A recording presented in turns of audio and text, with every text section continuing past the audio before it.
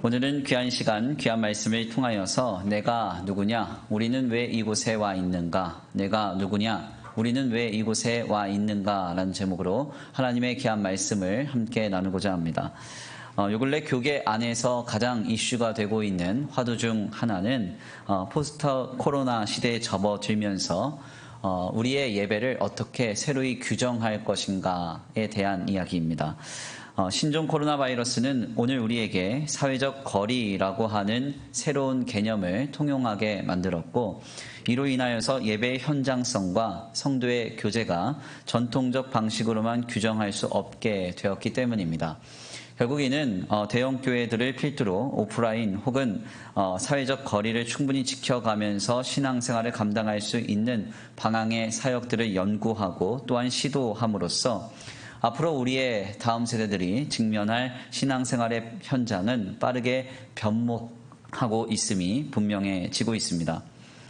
그러나 앞으로 이러한 시대의 도전 앞에서 굉장히 우려스러운 한 가지는 예배란 성도에게 있어서 굉장히 중요한 하나님을 경배하는 현장이자 더 나아가 오늘 우리에게 은혜를 베푸시는 하나님으로부터 치유와 회복을 경험하는 전인적인 체험의 장임을 전제할 때 이러한 방향의 역사가 현장성이라는 것을 배제하고 다만 비대면으로 이루어질 수 있는가에 대한 의문입니다. TV에서 내가 좋아하는 가수가 노래를 듣는 것을 TV 매체를 통해서 경험하며 듣는 것과 콘서트장에서 실제로 그 가수가 노래를 부르는 것을 듣고 실제로 따라 부르는 것은 대면이냐 비대면이냐의 문제가 아니라 엄청난 본질적인 차이의 문제임을 우리가 확인할 수 있습니다. 한번 잘 생각을 해보세요. 내가 좋아하는 임영웅이가 TV에 나와서 노래를 부르고 있습니다. 이것을 TV라는 매체를 통해서 보는 것과 내 면전에서 그 가수가 실제로 노래를 부르는 것은 그것을 경험하는 이에게 엄청난 차이이지 않겠습니까? 저희 어머니도 임영웅이가 TV에 나와서 노래를 하면 그렇게 얼굴이 환해지세요.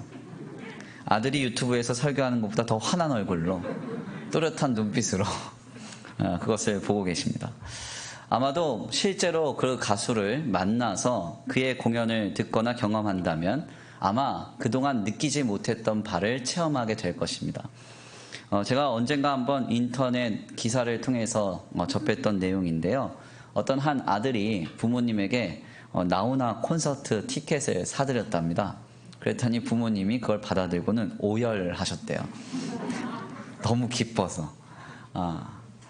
그러니까 이것은 그냥 단순하게 대면과 비대면이라는 형식의 문제로 볼 이야기는 아니라는 것입니다.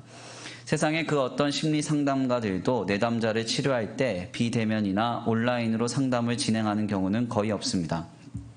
왜냐하면 온라인으로 상담을 진행할 경우에 내담자와 동질감, 즉 라포가 잘 형성되지 않고 더 나아가 상담가의 상담이 제대로 이루어질 리가 만무하기 때문이죠. 교육이 비대면으로만 이루어질 수 있는가?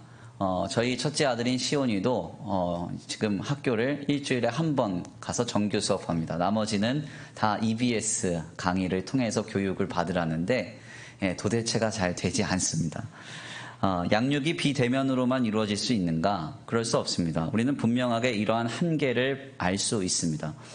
하물며 세상 모임과 세상 학문을 기반으로 한 감정과 치유, 교육과 양육의 분야에서도 오프라인 혹은 비대면의 한계는 매우 분명합니다. 그래서 우리는 예배의 현장성을 매우 중요하게 생각하지 않을 수 없습니다. 이는 성경의 증언 역시도 매우 동일하게 선포됩니다. 히브리서 10장 25절의 말씀입니다.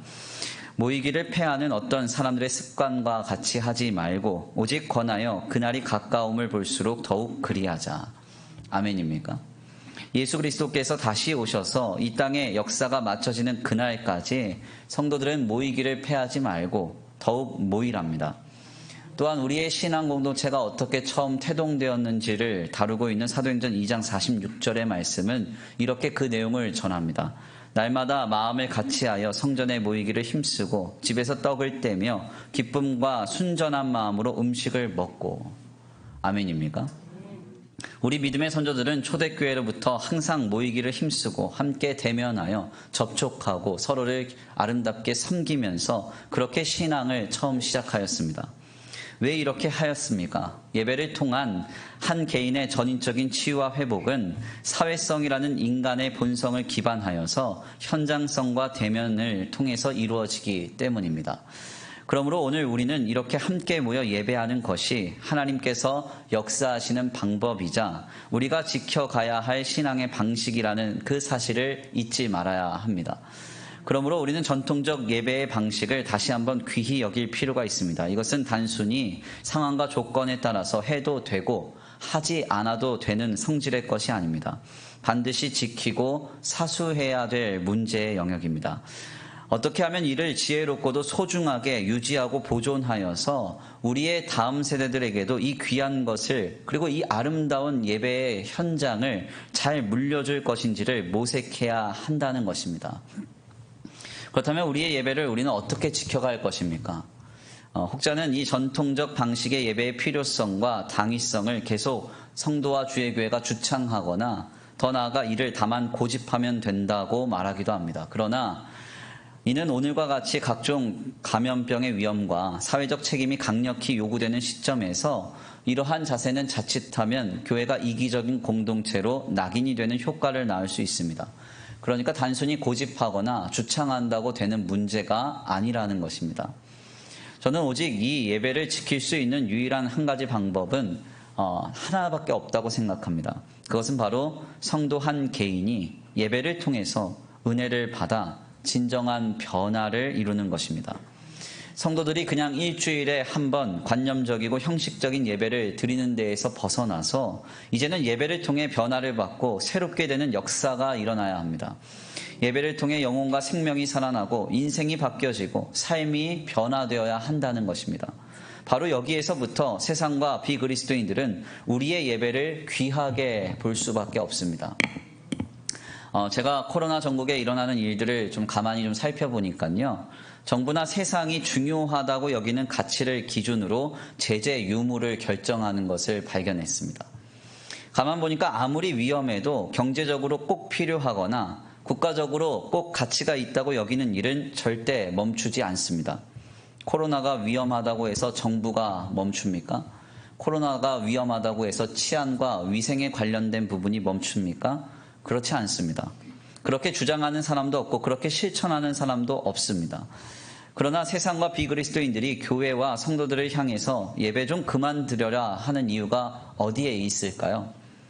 그것은 바로 그들이 보기에 우리의 예배가 너무나 가치 없어 보이기 때문이 아니겠습니까? 그러니 굳이 안 드려도 되는 예배를 왜 드리냐는 것이죠. 다만 예배를 가치 없게 여기기 때문에 가장 먼저 쓸모없는 예배부터 하지 말게 만드는 겁니다. 한번 생각을 해보십시오. 그런데 만약 우리의 예배 가운데 사람들이 변화되는 역사가 일어나면 어떤 일이 벌어질까요? 거짓을 입삼던 자가 예배 가운데 진실해지고요. 죄를 짓던 자가 예배를 통해서 선을 행하는 인생으로 변화됩니다. 소망 없어 보이는 인생이 거룩하여지는 일이 우리의 예배 가운데 나타납니다. 그러면 어떻게 될까요?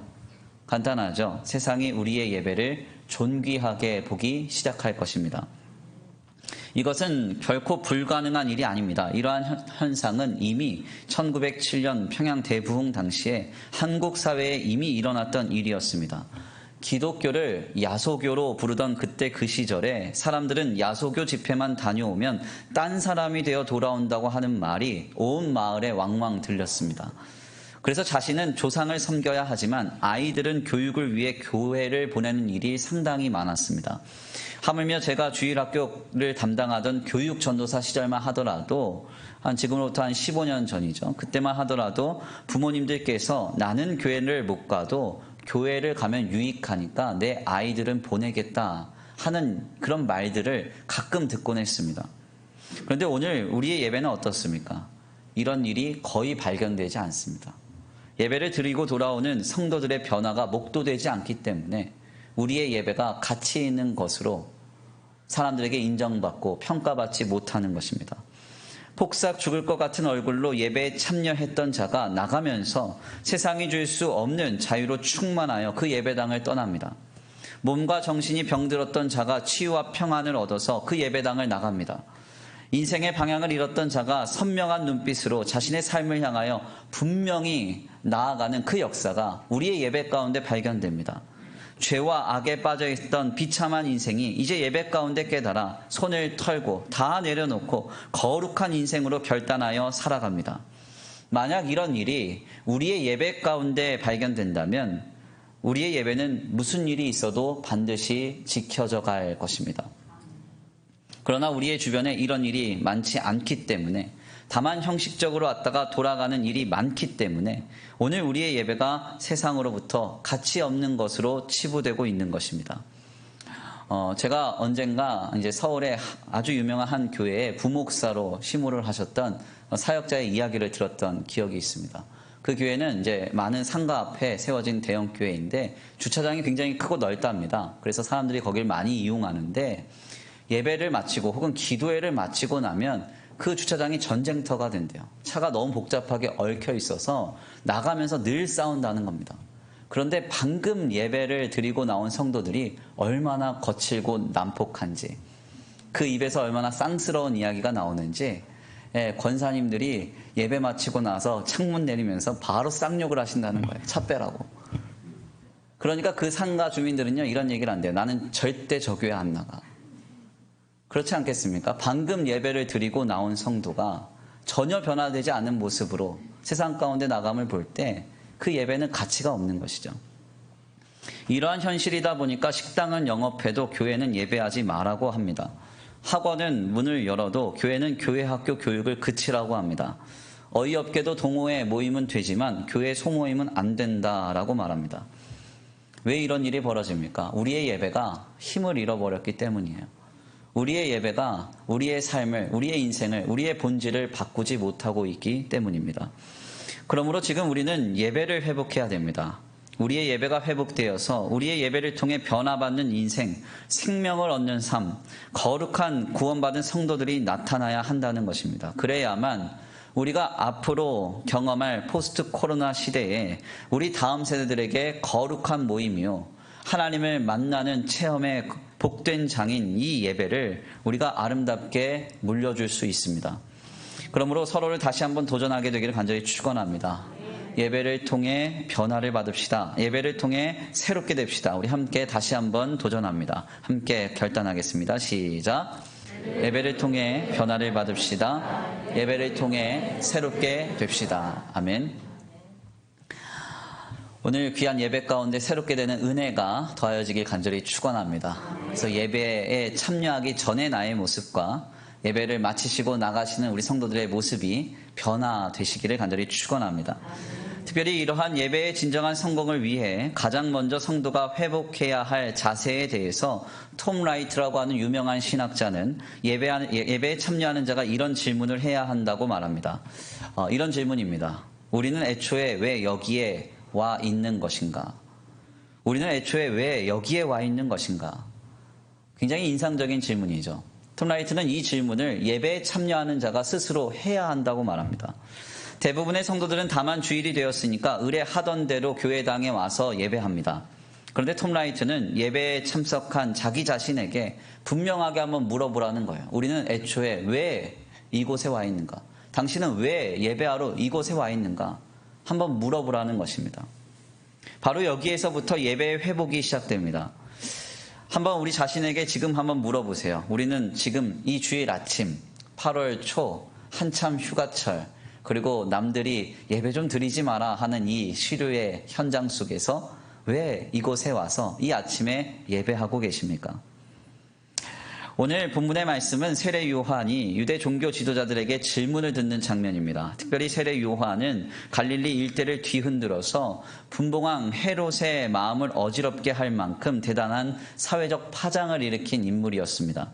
그런 그에게 유대 종교 지도자들이 찾아와 묻습니다. 오늘 본문 말씀 19절입니다. 우리 함께 다 같이 봉독해 올려드립니다. 오늘 본문 말씀 19절입니다. 시작.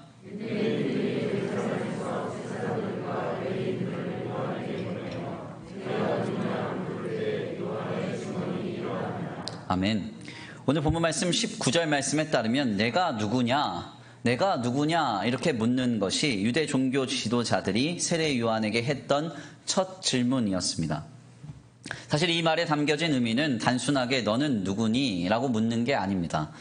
당시 구약과 신약 사이의 중간사라는 역사를 좀 살펴보면요. 로마의 속국이었던 이스라엘 민족은 로마의 압제로부터 자신들을 건져줄 구원자를 기다리고 있었습니다. 결국 이 말은 네가 지금 민족의 구원자이냐라는 사실을 묻고 있는 것과 같았습니다.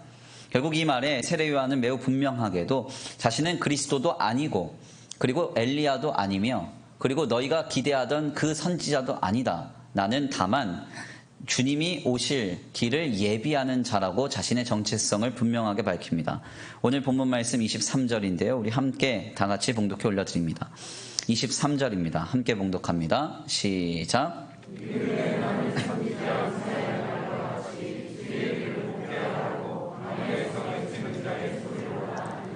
아멘. 오늘 본문 말씀 23절 말씀에서 이르되 나는 선지자 이사야의 말과 같이 주의 길을 곧게 하라고, 주의 길을 예비하라고 광야에서 외치는 자의 소리로서 하나님이 자신을 이 땅에 보내셨다, 이렇게 말합니다. 우리는 바로 이 답변 속에서 세례 요한이 하나님 앞에서 자기 자신에 대한 분명한 정체성이 있음을 확인합니다. 성경에는 없지만 만약 세례 요한이 다른 마음을 품고요, 유대인들의 답변에 내가 그리스도다, 내가 구원자다, 내가 메시아다 이렇게 말했다고 한다면 그는 많은 사람들에게 기대와 추앙을 받았을 것입니다. 더 나아가 그가 엘리야라고 했다면 그는 유대 종교 지도자들에게는 두려움이 되었을 것입니다. 왜냐하면 고대의 유대교 그 정서에서 특별히 유대인들은 그 마지막 때가 오면 엘리야가 먼저 온다고 생각을 했습니다. 그래서 지금도 유대인의 전통 회당을 가보면요, 빈 의자가 하나 있는데 그 의자는 마지막 때에 엘리야가 와서 앉을 의자래요. 그래서 빈 의자를 항상 가져다 줍니다. 그래서 만약에 세례 요한이 자신이 엘리야다 이렇게 얘기했으면 유대 종교 지도자들은 이 세례 요한을 두려워했을 것입니다. 그런데 세례 요한은 유대인들의 질문에 자신이 유리한 대로 말하지 않았습니다. 다만 유대 종교 지도자들의 질문 앞에서 나는 그리스도도 아니고 엘리야도 아니며 다만 주의 오실 길을 예비하는 자라고 분명하게 밝힐 뿐이었습니다. 우리가 이러한 대담 속에서 인상적이게 주의해서 볼 점은 세례 요한이 이러한 대답을 함에 있어 그는 유대 종교 지도자들의 질문에 당황하거나 혹은 그 질문을 듣고 자신에게 어떻게 하면 유리할까 전혀 고심하지 않았다는 겁니다. 하물며 세상은 조금도, 세례 요한은 조금도 이 시간을 지체하지 않은 채 매우 분명하게도 명확하게 대답합니다. 나는 그리스도가 아니라 다만 주의 오실 길을 예비하는 광야의 소리라. 아멘입니까? 우리는 바로 여기에서 매우 선명한 세례 요한의 중심을 발견합니다. 무슨 말입니까? 그는 하나님 앞에서 자신의 존재와 자신의 삶의 목적에 관한 선명한 인식과 분명한 태도를 가지고 있었다는 것입니다. 이 일이 어떻게 가능했을까요? 이는 성경의 증언을 통해서 분명하게 확인할 수는 없지만 우리는 신학적인 고찰을 통해서 그 대답을 분명하게 추론할 수 있습니다. 그것은 바로 세례 요한이 하나님 앞에 설 때마다 그리고 하나님을 만나고 경험할 때마다 자기 자신의 존재와 자신의 삶의 목적을 늘 확인하고 인식하며 재확인했던 것입니다. 세례 요한은 하나님 앞에서 말씀과 기도로 서며 찬양과 경배로 영광을 올려드릴 때마다 또 주님의 은혜와 사랑을 경험할 때마다 더 나아가 자신의 삶을 하나님의 사명 가운데 감당할 때마다 자신은 그리스도가 아니며 다만 주의 길을 위해서 예비하는 광야에 외치는 소리로서의 삶을 살아야 함을 계속 깨닫고 계속 확인했던 것입니다. 그러니 누군가가 갑자기 나타나서 너는 도대체 누구냐 물었을 때 그는 조금도 지체하지 않고 나는 그리스도가 아니며 나는 메시아가 아니며 나는 하나님께서 예비하신 주의 길을 예비하는 광야의 소리라고 분명하게 자신을 밝히 드러낼 수 있었던 겁니다. 바로 여기에서 오늘 우리가 요한복음서 1장을 통해 목도하는 세례 요한의 선명한 태도를 확인하게 됩니다. 오늘 우리에게 있어 세례 요한이 경험했다고 하는 그 하나님 앞에서 말씀과 기도로 서고 찬양과 경배로 영광을 올려드릴 때마다 자신의 존재와 자신의 삶의 목적에 관한 선명한 인식과 재확인의 자리, 이 세례 요한이 경험했다는 이 자리, 오늘 우리에게는 어떤 자리인가? 그것은 다름 아닌 예배입니다. 오늘 우리는 예배를 통해서 우리 자신이 어떤 존재인지를 분명히 깨닫게 됩니다. 하나님의 아들이신 예수 그리스도께서 나를 사랑하사 나를 위하여 자기 몸 버리시기까지 그 물과 피를 쏟으시며 나를 구원하시기까지 사랑하신 존재가 나라는 사실을 우리는 이 예배 가운데 확인할 수 있습니다. 그리고 그러한 구원의 은혜와 그 구원의 능력을 힘입은 내가 이제는 무엇을 해야 할지를 이 예배 가운데 다시 한번 확인하게 됩니다.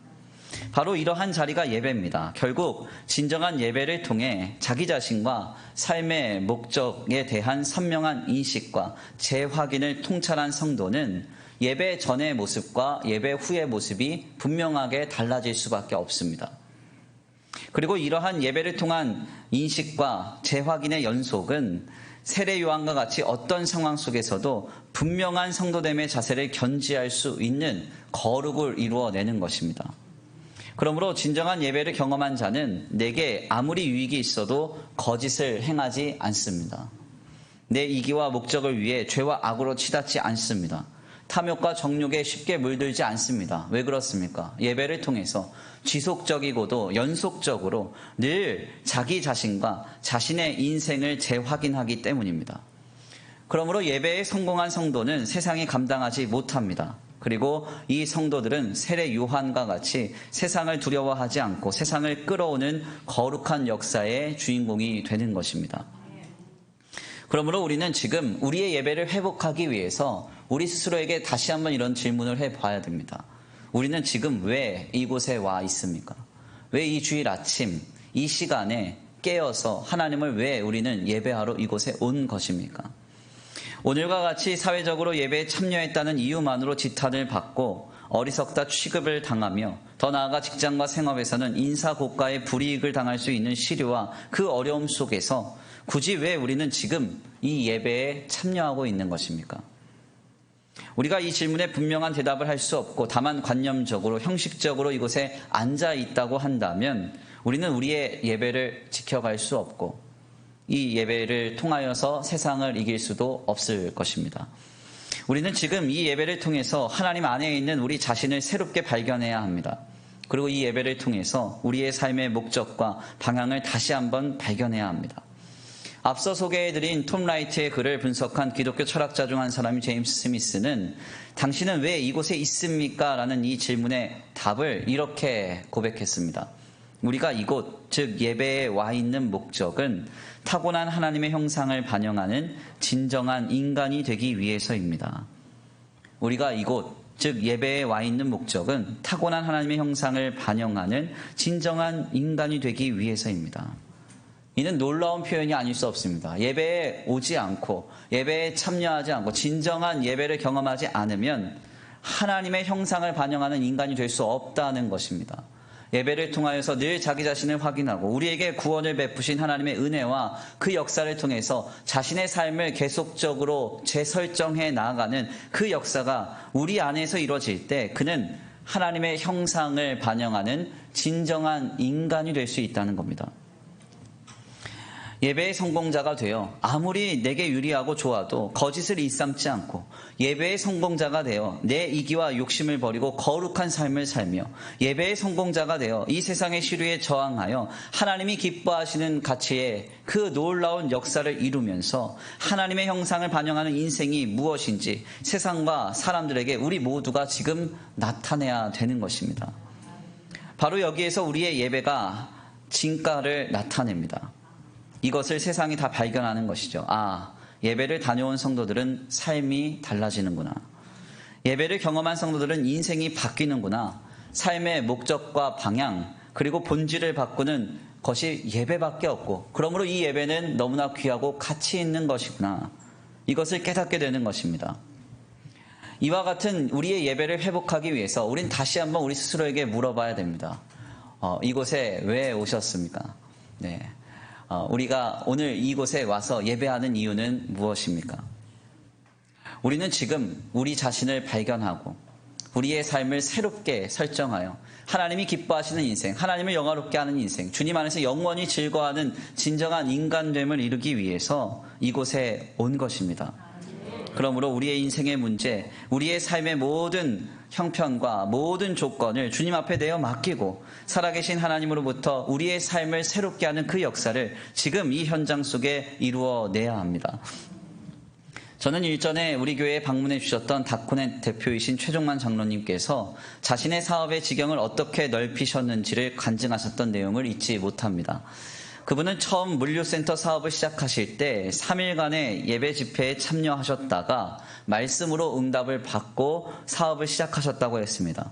본래 이분이 축산업 쪽으로 사업을 시작하려고 했는데요. 전공이 그쪽이라. 근데 물류업으로 인생의 방향을 바꾸게 된 데에는 바로 예배 때 응답을 받았기 때문이라고 그렇게 말씀하셨어요. 또한 최종만 장로님은 다코넷 제1센터와 2센터, 3센터와 4센터를 건축할 때에도 예배 때 설교를 듣다가 말씀을 통하여 응답을 받고 그리고 그 일을 진행하셨다고 했습니다. 그래서 이분은 지금도 사업에 문제가 생길 때마다 일단 예배 가운데 나오신다고 했습니다. 인생의 걱정, 마음의 낙심, 고단한 삶의 여정을 만날 때 이분은 일단 예배에 나와 말씀으로 기도로 몸부림치다가 응답을 받고 그의 삶의 방향을 결정하신다는 겁니다. 때때로 그 방향이요, 내가 원하고 내가 계획했던 것과 다를 수 있습니다. 내가 잘하고 내가 계획하는 것은 축산업인데 하나님이 틀으셔서 물류업이 될 수도 있습니다. 영 다른 길을 가라고 하실 수도 있습니다. 때때로는 포기하라 하실 수도 있어요. 때때로는 용서하라 하실 수도 있습니다. 그러나 이러한 놀라운 은혜로 인하여서 우리의 삶이 변화될 때 그 예배는 놀라운 힘을 발휘하게 되는 겁니다. 그리고 그 예배는 세상과 모든 사람들에게 가치 있는 것으로 자리 잡게 되는 것입니다. 누가 최종만 장로님에게 예배가 가치 없는 것이다, 어렵고 힘드니 예배를 당분간 쉬자 이렇게 말할 수 있겠습니까? 그럴 수 없습니다. 누가 뭐래도 최종만 장로님은 예배에 목숨을 걸고 예배를 사수하실 것입니다. 그분에게 있어 예배란 자신을 구원하신 하나님 안에서 자기 자신을 확인하고 자신의 삶의 방향을 재설정하는 자리이기 때문입니다. 오늘 우리의 예배가 이와 같은 예배가 되어야 합니다. 제가 사실은 목회자로서 믿음이 없어서 이번 주에 비도 많이 오고 휴가 기간이고 그래서 많이 안 나오시겠구나 이렇게 생각했거든요. 나가면서 이제 우리 선물 이렇게 포장하는데 한 70개 이렇게 나왔다길래 아유 그 정도면 충분하지 이랬는데 모자라게 생겼네요. 제가 딱 보니까. 네. 목회자가 믿음이 없어요. 네. 중요한 점은 뭔가 하냐면 우리의 예배, 참여한 것이 중요한 게 아니라 예배하기 전에 나의 모습과 예배한 뒤에 나의 모습, 예배하기 전에 나의 인생의 방향과 예배한 뒤에 나의 인생의 방향, 그 변화가 있어야 됩니다. 우리의 예배가 이러한 예배가 될 때 그 예배는 능력을 발휘하고 그 예배는 가치 있는 것으로 세상에 나타나게 됩니다. 최종만 장로님이 믿는 하나님이 우리가 믿는 하나님과 다르지 않습니다. 그분의 예배와 우리의 예배도 다를 리 없습니다. 그러므로 이왕 신앙생활하는 거 예배를 사수하십시오. 예배에 목숨을 거십시오. 아멘입니까? 제가 주보를 이렇게 제작을 하면서 여러 가지 이제 많은 변화가 있었는데 처음부터 끝까지 예배가 이 주보에 변화되지 않는 문구 중 하나가 뭐냐면 광고 때 예배에 목숨 걸면 인생이 바뀝니다. 이 문구입니다. 근데 이게 코로나 때 읽으려니까 되게 부담되더라고요. 그래서 코로나 한참 심각한데 광고하는데 예배에 목숨 걸면 인생이 바뀝니다 하는데 아무도 없어요. 예, 온라인 예배하느라. 그때 이제 좀 마음이 어렵더라고요. 그렇지만 분명한 점은 우리의 예배가 정말 우리의 삶을 바꾸고 우리의 본질을 바꿀 때 이 예배를 통하여서 하나님이 크게 일하실 줄 믿습니다. 오늘 우리의 문제 중 하나는 우리에게 있어 예배가 이와 같은 자리가 되지 않는다는 겁니다. 단지 관람하거나 평가하는 자리에 머물 때가 많습니다. 오늘 예배는 어땠어? 물으면 유익했어, 좋았어, 목사님 좀 웃겼어 이렇게 얘기하고 말아요. 또 어느 교회를 가보면 그 교회 예배는 이러네 저러네 말하고 맙니다. 이러면 안 됩니다. 예배는요 준비하셔서 드리셔야 돼요.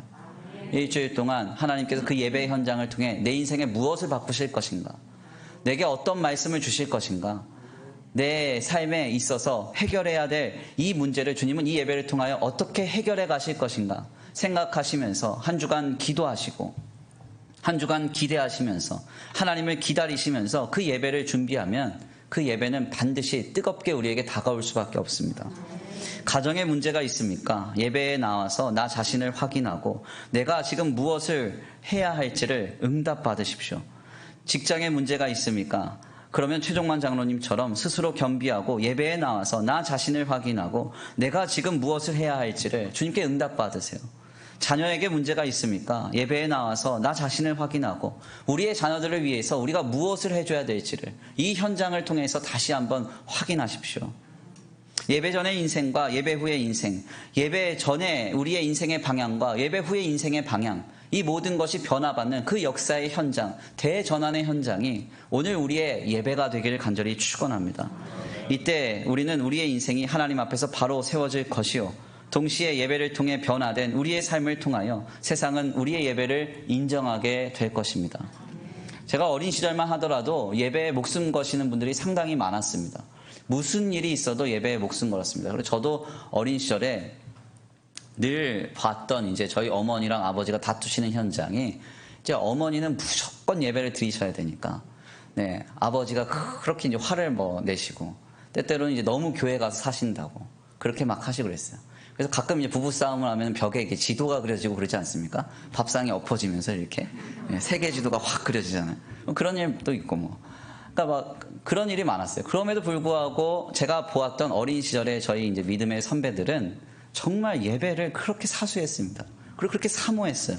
이 예배만 가면 이 현실의 문제는 해결될 것이다. 하나님이 나를 바꾸시고 내 인생을 바꾸실 것이다. 이런 어떤 믿음이 있었습니다.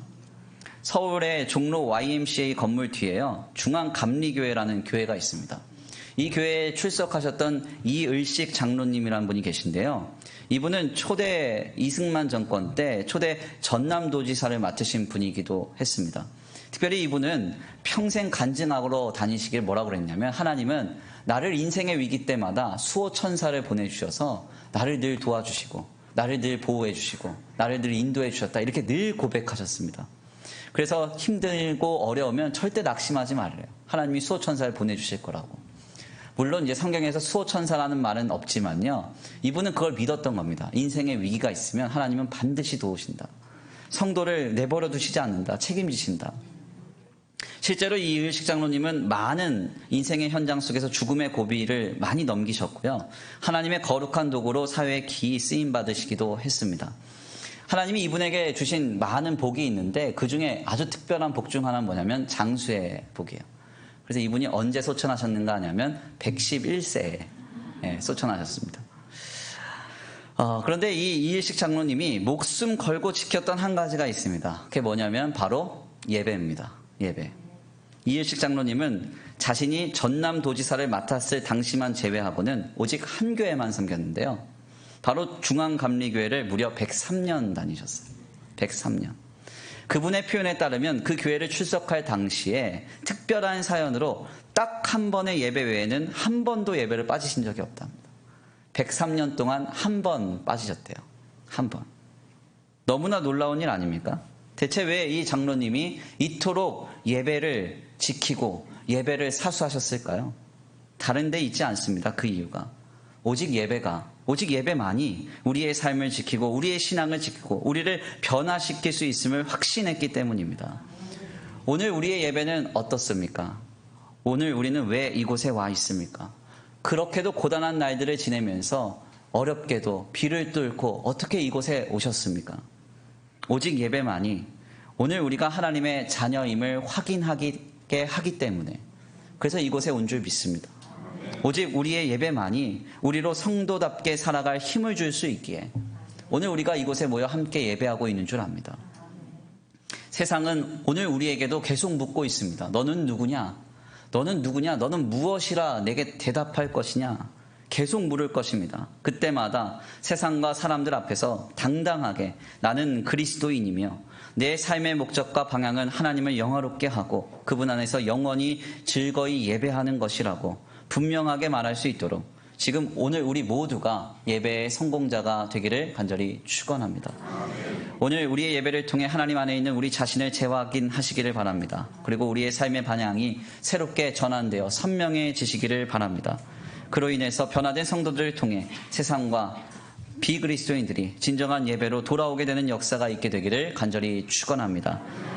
이 예배의 성공자 되는 저와 우리 성도들 모두가 되시기를 간절히 축원합니다. 우리 이 시간 귀한 말씀 붙들고 함께 기도 올려드리겠습니다. 다 같이 이 시간 찬양으로 결단하시겠는데요. 예배자 찬송하겠습니다. 하나님, 그렇습니다. 오늘 우리가 이곳에 온 이유는 무엇입니까? 우리의 삶의 모든 것이 주님의 손 아래에 있고 주님의 주권과 섭리 속에서 우리의 삶이 영위된다고 믿을 때에 하나님은 왜 우리를 이곳에 보내셔서 함께 모여 예배하게 하고 계십니까?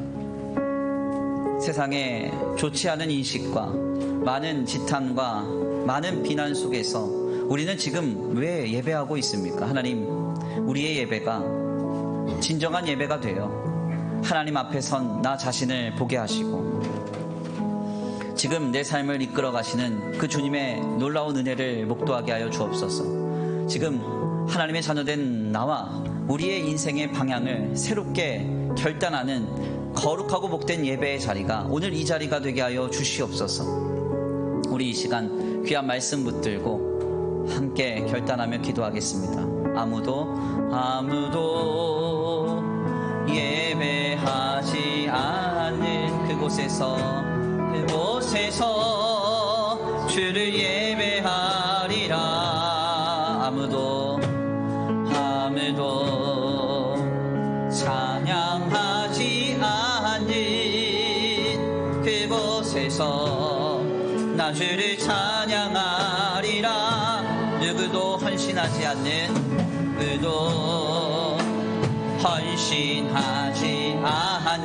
그곳에서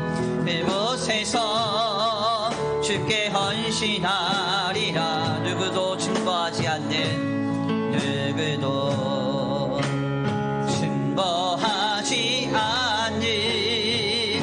그곳에서 나 주를 다시 한번 고백합니다. 아무도 예배하지 않는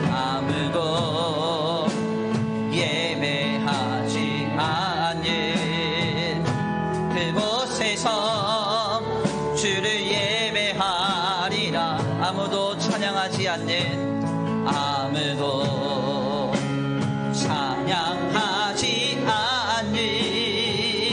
그곳에서 나 주를 찬양하리. 누구도 헌신하지 않는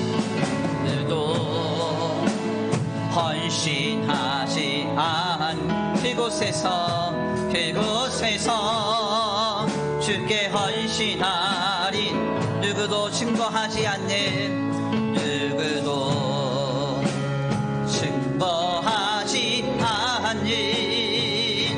그곳에서 나 주를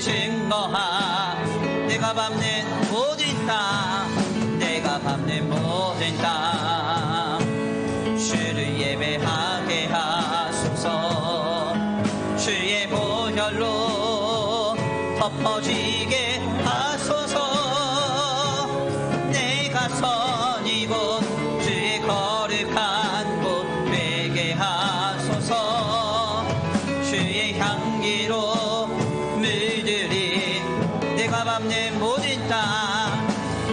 밟는 모든 땅 주를 예배하게 하소서. 주의 보혈로 덮어지게 하소서. 내가 선 이곳 주의 거룩한 곳 되게 하소서. 주의 향기로 마지막으로 결단합니다. 내가 밟는 모든 땅 주를 예배하게 하소서. 주의 보혈로 덮어지게 하소서. 내가 선 이곳 주의 거룩한 곳 되게 하소서. 주의 향기로 물들이소서. 우리 이 시간 함께 결단합니다. 하나님, 세상이 너는 누구냐, 너는 무엇이냐 물을 때에 오늘 우리는 나는 하나님의 자녀이며 주의 성도입니다. 내 삶의 방향과 목적은 주님의 손에 달려 있습니다. 분명하게 외치며 고백하며 나아갈 수 있도록 오 하나님, 우리 예배 가운데 하나님의 자녀된 나를 발견케 하여 주옵소서. 하나님의 은혜와 사랑 가운데 붙들림 바 되어 있는 나의 인생을 다시 한번 확인하게 하여 주옵소서. 우리 이 시간 우리의 예배가 회복되어 우리 안에서 역사하시 주님을 믿고 바라면서 다같이 말씀 붙들고 주여 한번 부르시고 통성으로 기도 올려드립니다. 주여 한번 부르시고 기도합니다. 주여, 사랑과 은혜가 많으신 하나님 감사합니다. 오늘 귀한 자리로 주님 앞에 나와 하나님의 귀한 말씀 상고케 하시니 감사합니다. 하나님, 오늘 우리의 예배가 하나님 보시기에 어떠합니까? 오늘 왜 우리는 이곳에 와 있으며 하나님께서 우리에게 원하시는 것은 무엇입니까? 지금 하나님 아버지, 우리의 마음과 우리의 생각과 우리의 중심을 새롭게 하사 우리의 인생의 방향과 우리의 인생의 목적과 우리의 인생의 본질이 변화받게 하여 주옵소서. 예배 전의 나의 인생과 예배 후의 나의 인생이, 예배 전의 나의 삶의 방향과 예배 후의 나의 삶의 방향이 확연히 달라지기 원합니다. 그 대전환의 역사와 그 변화와 그 은혜의 역사가 오늘 우리에게 임재하여 지기를 원합니다. 지금 오 하나님, 지금 역사하여 주옵소서. 오 하나님, 지금 역사하여 주옵소서. 일하여 주옵소서. 인도하여 주옵소서. 역사하여 주시옵소서. 하나님, 예배의 성공자 되기 원합니다. 진정한 예배를 통하여 아버지, 한 성도의 변화를 이 세상과 이 그리스도인들에게 목도하게 하실 줄 믿습니다. 오늘 우리 예배를 통하여 아버지, 우리가 변화받고 우리의 삶이 변화받아 하나님의 살아계심과 하나님의 역사하심과 하나님의 일하심을 이 세계 만방 가운데 나타내게 될 줄 믿습니다. 하나님 도우시고 아버지 인도하여 주옵소서. 아버지 함께하여 주옵소서. 아버지 역사하여 주옵소서. 아버지 주여, 지금 우리에게 일하여 주시고 주여, 지금 우리에게 말씀하여 주사 오 하나님 아버지, 우리에게 역사하시고 우리에게 함께하여 주옵소서. 하나님, 우리 예배가 회복되기 원합니다. 우리 예배가 회복되기 원합니다. 하나님, 우리 예배가 회복되기 원합니다. 하나님, 지금 우리 예배가 뜨겁습니까? 하나님 아버지, 주님 앞에 아버지 한 주간 고대하고 기대하며 기도하며 준비한 예배로 하나님 앞에 나오므로 하나님 응답하시고 예비하신 목과 능력과 은혜로 우리를 변화시키고 있습니까? 하나님, 우리 예배가 회복되기 원합니다. 우리 예배가 회복되기 원합니다. 내가 받는 모든 땅 주를 예배하게 하소서. 주의 보혈로 덮어지게 하소서. 내가 선이고 주의 거룩한 곳 되게 하소서. 주의 향기로 물들이소서. 내가 밟는 모든 땅 주를 예배하게 하소서. 주의 보혈로 덮어지게 하소서. 내가 선이고 주의 거룩한 곳 되게 하소서. 주의 향기로 물들이소서. 내가 밟는 모든 땅 주를 예배하게 하소서. 주의 보혈로 덮어지게 하소서. 내가 선이고 주의 거룩한 곳 되게 하소서. 주의 향기로 물들이소서. 아멘. 사랑과 은혜가 많으신 하나님 감사합니다. 오늘 귀한 자리로 인도하여 주셔서 주님 앞에 나와 하나님의 귀한 말씀 상고케 하시니 감사합니다. 오늘 우리 모두는 너는 누구냐? 너는 무엇이라 내게 말하겠느냐? 계속 질문받는 시대에 살아가고 있습니다. 하나님, 우리가 이러한 시대 속에서 강하고 담대하게 나는 하나님의 자녀요, 주의 성도이며 내 삶의 모든 방향은 주의 손에 달려있다고 담대하게 고백할 수 있게 되기를 원합니다.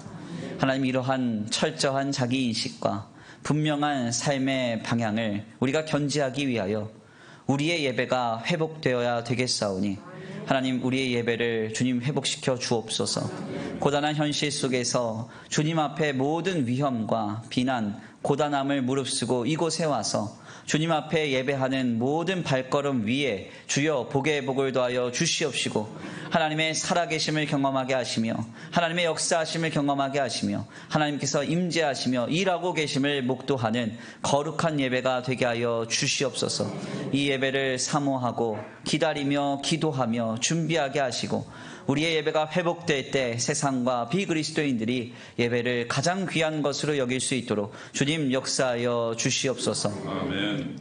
하나님, 오늘 귀한 예배 가운데 나온 우리 성도들 한 사람 한 사람 붙들어 주시옵시고 고단한 현실입니다. 어려운 상황입니다.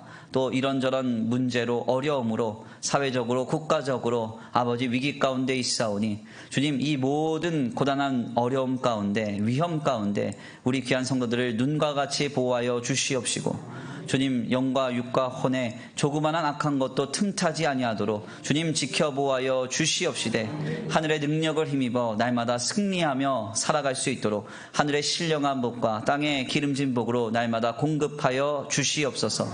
오늘 귀하게 드려진 예물 위에 복의 복을 더하여 주시옵시고 이 가정과 생업 위에 주님 복 내려 주시옵시되 이삭이 그랄 땅에서 흉년 속에서도 하나님의 말씀 붙들었더니 100배에 결실하였던 그 놀라운 복과 은혜가 이들의 가정과 생업 위에 임하여지도록 복 내려 주시옵소서. 돌아가는 발걸음도 안전히 거하게 하실 줄 믿고 감사함을 올려드리오며 사랑과 은혜가 많으신 우리 구주 예수 그리스도의 이름으로 감사하며 기도 올려드립니다.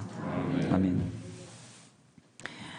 이제는 우리 주 예수 그리스도의 은혜와 성부 하나님의 극진하신 사랑하심과 성령 하나님의 내주 교통하심이 오늘 귀한 말씀 가운데 깨달아 세례 요한과 같이 분명한 자기인식과 분명한 삶의 방향을 견지하기 위하여 예배를 회복하기로 결단하는 모든 성도들 머리 위에 이제로부터 영원토록 함께 있을지어다.